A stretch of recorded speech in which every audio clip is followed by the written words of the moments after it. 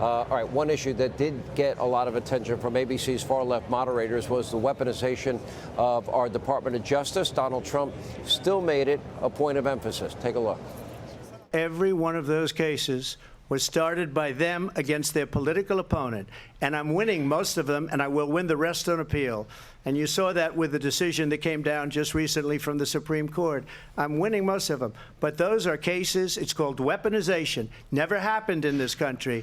They weaponized the Justice Department. Every one of those cases was involved with the DOJ, from Atlanta and Fani Willis to the Attorney General of New York and the DA in New York. Every one of those cases.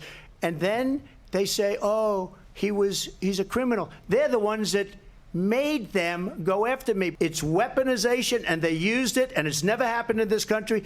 They used it to try and win an election. They're fake cases. All right, joining us now, someone who knows firsthand about the weaponization of justice, live from the spin room, Robert F. Kennedy Jr. Great to see you. How are you? Good to see you, Sean.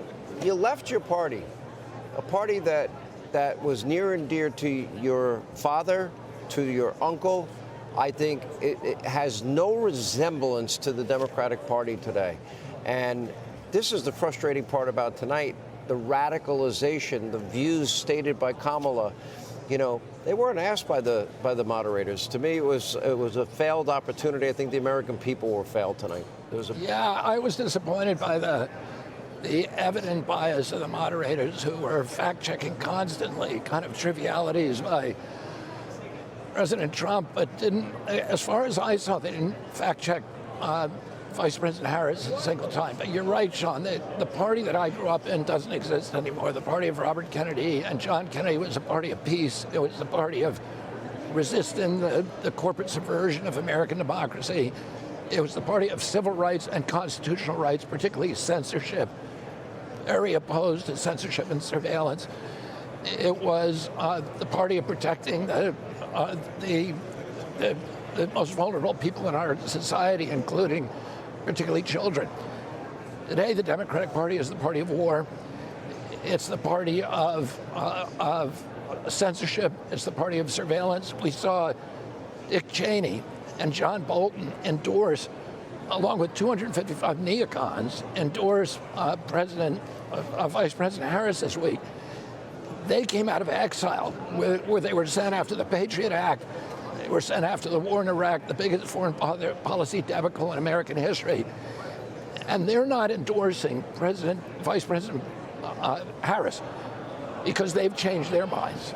They're endorsing her because she represents their worldview: more censorship, more war, more surveillance, and less liberty and constitutional rights. You learned a lot in the course of your campaign. They talk about democracy in peril, but everything, the entire force of the Democratic establishment, if you will, they just went in for the political, death of your campaign.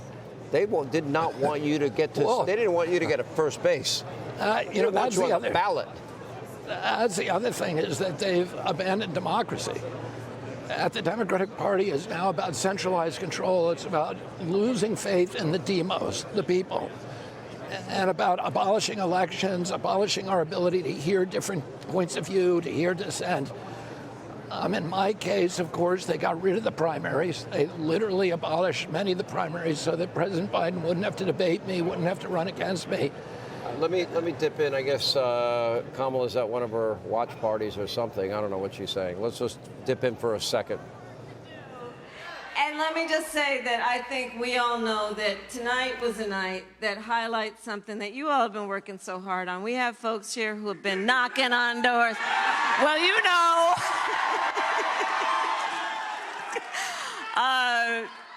But we have a lot of work to do, okay? And tonight, I think, highlighted for the American people what's at stake. I started the debate by talking about it, and it became apparent, I think, throughout that about an hour and a half, that...